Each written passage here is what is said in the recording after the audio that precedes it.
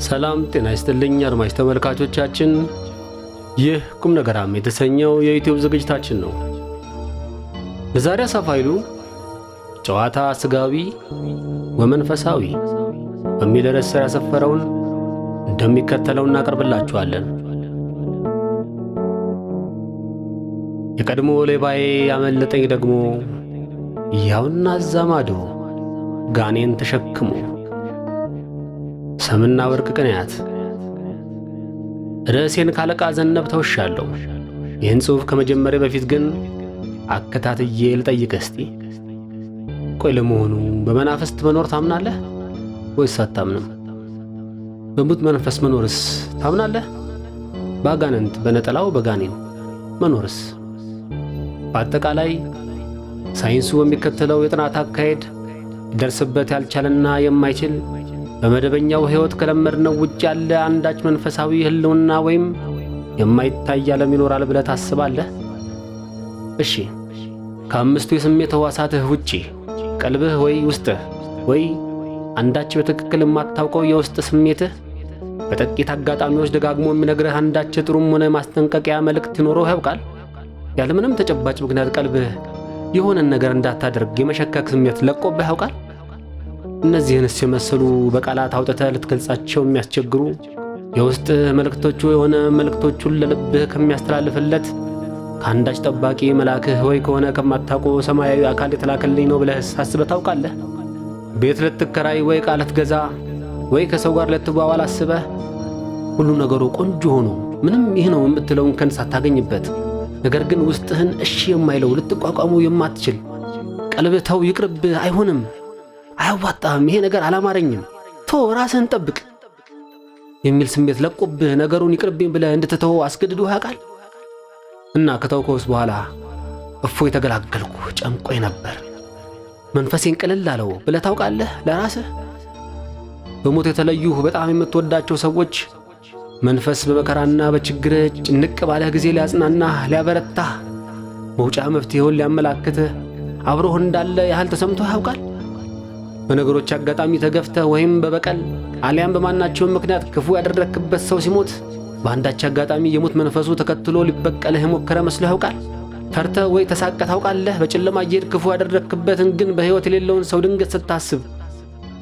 በጥቅሉ የዚች ዓለም ነገሮች በአይን የሚታዩት በእጅ የሚዳሰሱትና በጆሮ የሚሰሙት ብቻ ናቸው ብለህ ነው የምታምነው? ወይስ ካንተ መረዳት በላይ የሆነ አንዳች ተንቀሳቃሽ ዓለም ሊኖር ይችል ይሆን ብለህ በጥቂቱም ቢሆን የተወሰነች ክፍት ቦታ ትተህለት ታውቃለህ? የሞቱት እንደሚነሱ ይህችን ዓለም የተሰናበቱትም ተመልሰው እንደሚመጡ ከዚህች በስባሽ አፈር ከሆነች ዓለም ባሻገር ያለ ሌላ የሕያዋን ዓለም እንዳለስ ታምናለህ ወይስ አታምንም? ወንድሜ፣ እነዚህን ጥያቄዎች የምጠይቅህ መልሱ እንድትሰጠኝ አይደለም፣ ለራስህ እንድታስባቸው ነው። የኔ ልንገርህ፣ እኔ ባጭር አነጋገር ያለምንም አወላዳት በመናፍስት መኖር አምናለሁ።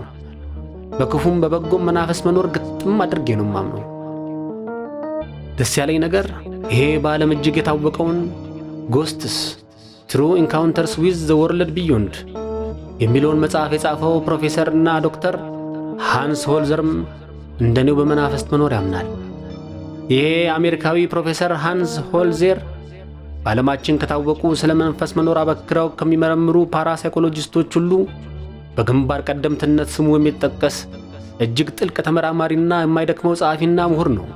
ከማመንም አልፎ 60 ዓመት ሙሉ በዓለም እየዞረ ከመናፍስት ጋር የተገናኙ ሰዎችን ምስክርነቶች በአካል እየተቀበለ የተባሉትን ቦታዎች ሄዶ መረጃዎችን እየሰበሰበ እያጠና አደራጅቶ መዝግቦ ለዓለም ሕዝብ ራሱ አይቶና አንብቦ እንዲፈርድ በመጽሐፍት እያተመ ያኖረ አስገራሚ ሰው ነው። 765 ግዙፍና ጥቅጥቅ ያሉ ገጾችን በያዘው በዚህ የዳጎሰ መጽሐፉ ፕሮፌሰር ሆልዜር ወደ 200 የሚጠጉ ሰዎችን የመናፍስ ገጠመኞችና በዓለም ዙሪያ የሙት መንፈስ አድሮባቸዋል የሚባሉ ቤቶችን፣ መንገዶችን፣ ድልድዮችን፣ ጉድጓዶችን፣ የውሃ አካሎችን እያንዳንዳቸው ለየብቻ ርዕስ ሰጥቶ አቅርቦልናል። ፕሮፌሰር ሃንስ ሆልዜር የዛሬ 14 ዓመት እንደ አውሮፓውያን አቆጣጠር በ2009 ላይ ከዚች ምድር በ89 ዓመት ዕድሜው በሞት ሲለይ በፓራሳይኮሎጂስት ርዕሶች ዙሪያ ያሳተማቸው መጽሐፍት ብዛት 119 ደርሶ ነበር። ከሞተ በኋላ የታተመለት ሲጨመር 120 መጽሐፎችን የጻፈ ምሁር ያደርገዋል። አስደናቂ ነው። በዚህ መጽሐፉ አንድ በአትክልቶችና አረም የተሞላ ገዢ ያጣ ዕድሜ ጠገብ ቤት ገዝተው የገቡ ባልና ሚስት ከዓመታት በፊት በሞት የተለየችው የቀድሞ የቤቱ ባለቤት የሙት መንፈስ የተጎበኙበትን ዝርዝር ሁኔታ ከሴትየይቱ አንደበት በቀጥታ አስፍሮት እናገኛለን። በአሜሪካ የገዛ ቤተሰቡን የጨረሰ የታወቀ ግድያ ኬዝን አምጥቶ ገዳዩም በላዩ ላይ ሰፍሮ የገዛ ቤተሰቡን እንዲገደል ያደረጉት ወይም የገፋፉት ያ የቤተሰብ መኖሪያ የተሰራበት ቦታ ስር የነበረ ያልታወቀ መቃብር ውስጥ ያሉ የተቆጡ ድሮ በነጮች ወረራ ዘመን ተገድለው በመሬቱ ስር የተቀበሩ ቀይ ህንዶች የሙት መንፈሶች እንደሆኑ በሚገራርሙ ማስረጃዎች ተነትነናል።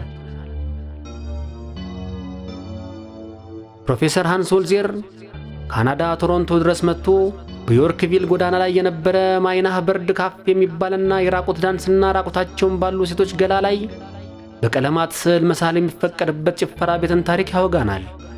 ጆይና ናንሲ የሚባሉት ሴቶች በዚያ ሆቴል የሚሰሩ ነበሩ። በህንፃው ሶስተኛ ፎቅ ላይ ግን ፊቱንና አካሉን ማየት ያልቻሉት እጅግ የተቆጣ የወንድ መንፈስ እየመጣ ያስተካክሏቸውን ወንበሮች እያነሳ ያሽቀነጥራቸዋል። በኩሽና ውስጥ ገብቶ የኩሽናውን ዕቃ አይናቸውን እያየ እያነሳ ፈርጠዋል።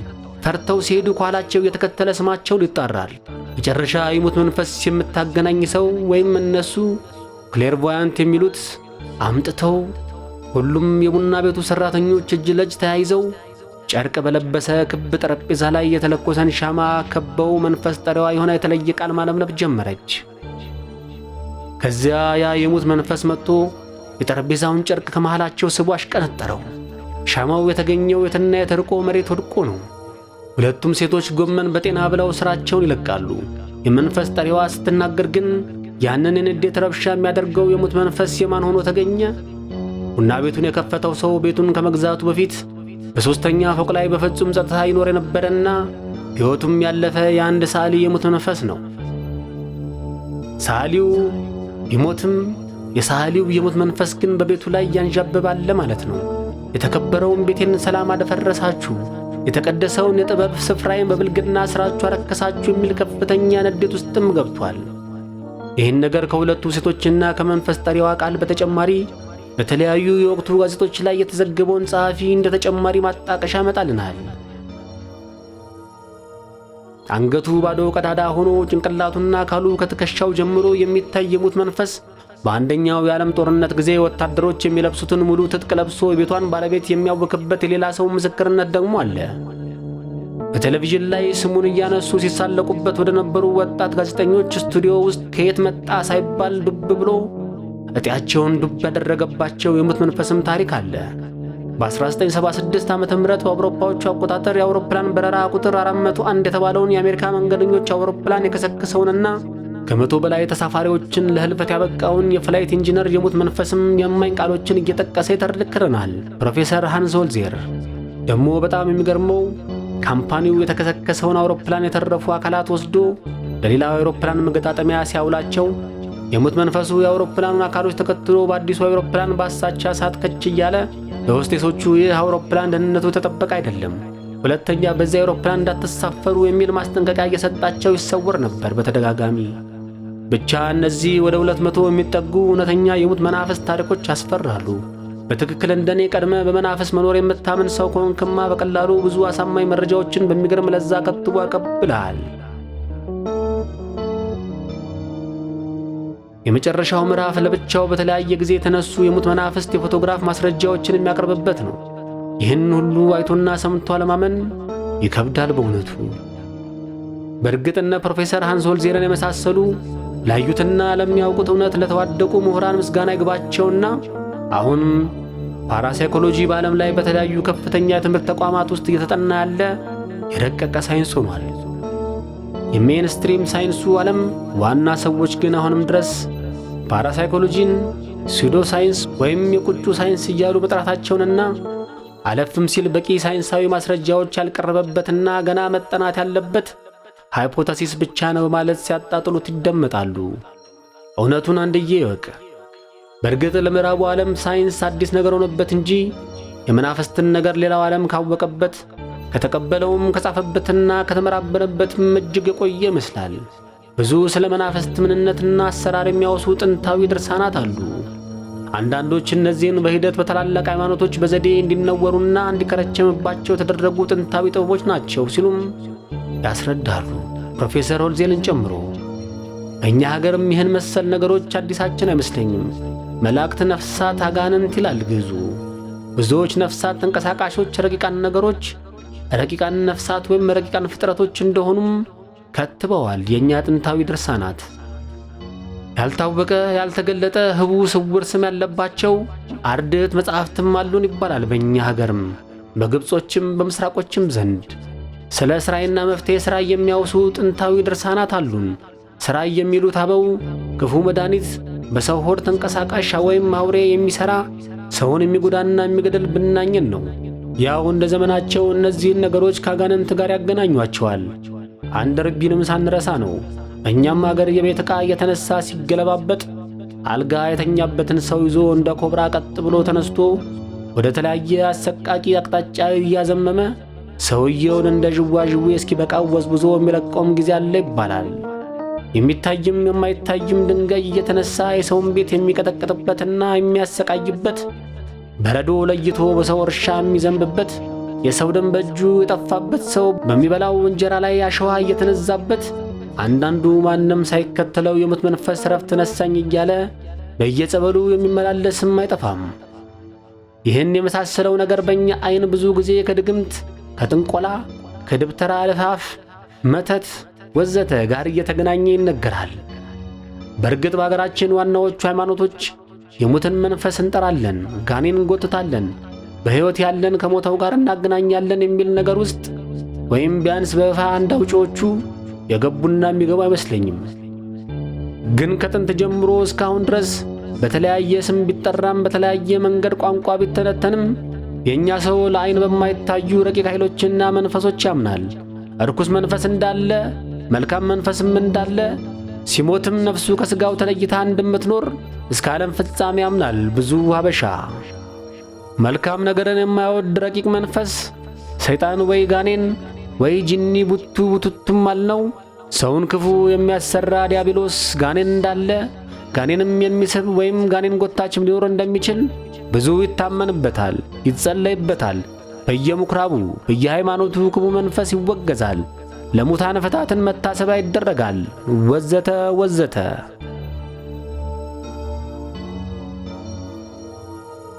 ስለዚህ ወንድሜ ምን አሰብክ አሁንስ? ከሞት መንፈሶች ጋር ወይም መኖራቸውን ወይም ቢያንስ ሊኖሩ እንደሚችሉ አምነህ በክብሮ ሙድ ትንቀሳቀሳለህ ከዚህ በኋላ? ወይስ አሁንም አላምንም ብለህ ድርቅ እንዳልክ ልትቀር ነው? ሁለት ጓደኞች በመንገድ እየሄዱ ከሩቅ የሆነች ነገር ስትንቀሳቀስ ያያሉ። አንደኛው ሞራ ናት ይላል፣ ሌላኛው ደግሞ የለም ፍየል ናት ይላል። ብዙ ተከራከሩ፣ ማንንም ሊያሳምን አልቻለም። በመጨረሻ ሄደን እናረጋግጥ ብለው ተንቀሳቃሿን ፍጥረት ቢጠጓት ገና ከሩቅ ስታያቸው ተነስታ በረረች። ይህን ያየው አንደኛው ተከራካሪ በኩራት ጀነን ብሎ ወደ ጓደኛው እያየ ይኸው በረረች፣ አሁንስ አሞራ መሆኗን አመንክ አለው። ጓደኛውስ አሁንም ድርቅ ብሎ አላመንኩም፣ ልታሳምነኝ አትችልም፣ ፍየል ነች፣ አሁን የለችምና ማረጋገጥ አንችልማ አለው። ጓደኛው በጣም ተናደደ። እንዴ ተነስታ ስትበር በዓይንህ እያየ ፍየል ነች ትለኛለህ? ጓደኛው አዎ ነቅቼ ካላረጋገጥኩ ብትበርም ፍየል ነች ብሎ ትርፍ።